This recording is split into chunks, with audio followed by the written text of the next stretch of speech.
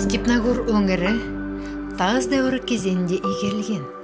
Бұл туралы 1997-2004 жылдар аралығында Ақмола облысы Степногор қаласының маңында жүргізілген археологиялық қазба жұмыстары айтып отыр. Біздің Степногор өңірінің аумағында 12 археологиялық нысан тіркелген. Әсіресе Ақсу және Сілеті өзендерінің бассейнінде тас, қола, ерте және кеш темір дәуірінің және орта ғасырлық түркі дәуірінің бір қатар археологиялық ескерткіштері ұсынылған. Олар Шондының қорасы 1, Шондының қорасы 2 қорымы, тас қора қонысының қорымдары, қола дәуірінің қонысы, ерте темір дәуірінің мұртты қорған кешені, түркі заманының қоршаулары, түркі кезеңінің орта ғасырлық қорымы.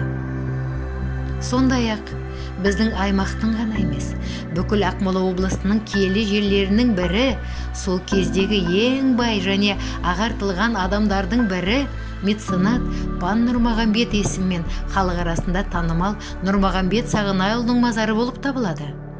Халық арасында оны Пан Нұрмағамбет деп атаған. Оның қабырын жергілікті тұрғындар карьерге барар жолда көре алады. Қазақ халқы бұл адамды әулиелермен тек құрметтейді. Пан Нұрмағамбет қазақ либерал-демократиялық интеллигенциясының өкілдерін, Алаш партиясының басшылары Алихан Бөкейхановты, Ахмет Байтұрсыновты және басқаларды қолдағандардың бірі болды. Сондай-ақ ол 1916 жылғы ұлт азаттық көтерілістің көптеген қатысушыларын, патша жазаушыларын қорғап, оларға көмек көрсетті.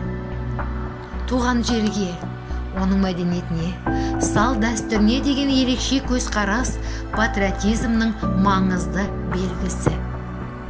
Бұл мәдени генетикалық кодтың негізі.